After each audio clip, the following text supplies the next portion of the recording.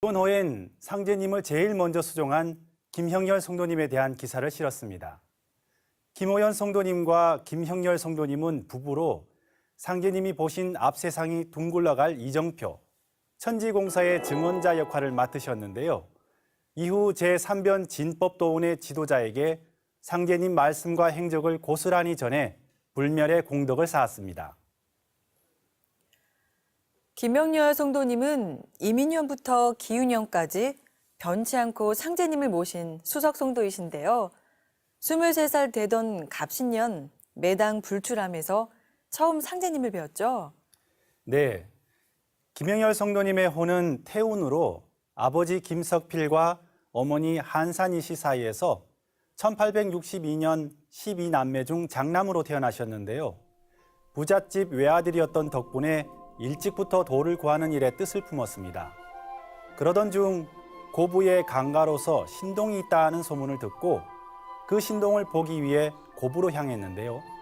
날이 저물어 우연히 들어선 태인 불출함에서 막 암자로 들어서신 상제님을 처음 뵙게 됩니다. 김형렬 성도님은 그 신동을 보고 감화돼 바로 제배를 올렸는데요.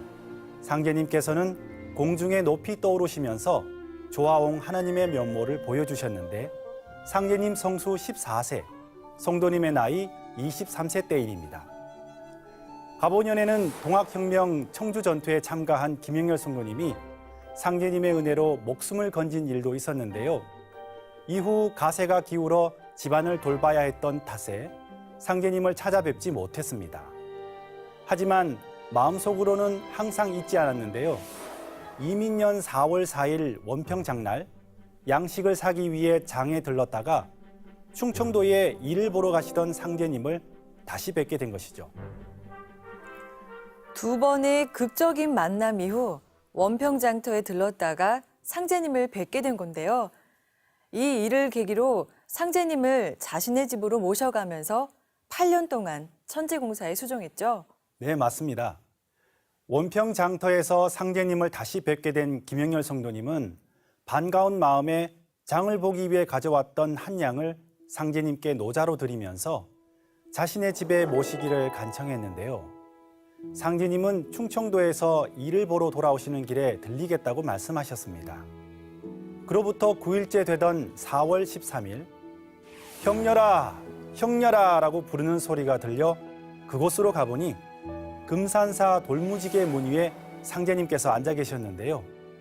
김형렬 성도님은 제비창골 자신의 집으로 상제님을 모셨습니다. 집에 들어가시기 전 감나무 아래에서 천지공사에 수종할 것을 3번 다짐받으신 상제님. 그 후 성도님의 집을 식주인으로 정하시면서 천지공사를 행하셨는데요. 상제님이 어천하실 때까지 김형렬 성도님을 비롯한 온 집안 식구가 지극한 정성으로 수종했습니다. 미륵불의 수석 성도가 미륵님을 모시고 인간 역사에 들어가는 아주 중요한 예식이다라고 하신 종도사님 말씀이 생각나네요. 이후 상제님께서는 김호연 성도님에게 125일간 혹독한 수련을 시키신 것처럼 김형렬 성도님 역시 152일간 수련을 시키셨죠. 네. 상제님께서는 성도님의 집에 가신 지 이틀 후인 4월 15일부터 9월 19일까지 152일간 수련을 시키셨는데요. 천지공사를 행하실 때 신명이 모이고 흩어지는 것과 어명을 받드는 모습을 천간하게 하셨습니다. 이후 김형렬 성도님은 사촌 김준상, 김갑칠 성도님 등 친족은 물론 처족 황씨 일가와 사위, 며느리 등 많은 사람을 도문으로 인도했는데요. 말씀 증언자 도수, 선불 도수, 그리고 도통맥 전수 도수 등 다양한 사명을 맡은 성도님은 71세에 순도하시기까지 한평생 변치 않고 일관된 신앙을 하셨습니다. 그분은 천지병을 고치시는 분이라네. 다리가 썩어 고통받던 친족 김자현을 상제님께 인도하면서 김형렬 성도님이 했던 말인데요. 도솔천 천주의 신 상제님에 대한 믿음의 깊이를 짐작할 수 있습니다. 김형렬 성도님의 강력하고 올곧은 시천조 신앙을 본받아 가을 개벽기 열매 맺는 참 도생이 되시길 바랍니다.